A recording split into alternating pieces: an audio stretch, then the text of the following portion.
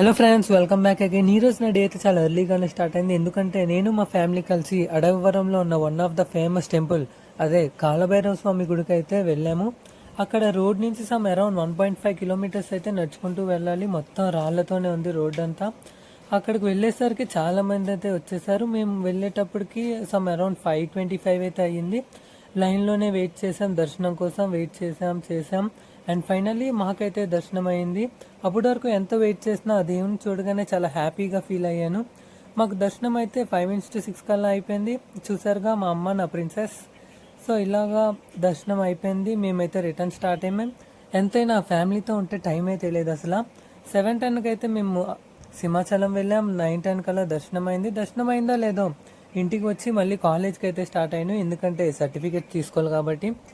అవును, చెప్పడం మర్చిపోయానుగా, నాకు విట్ ఏపీలో సిఎస్సిలో అయితే సీట్ వచ్చింది.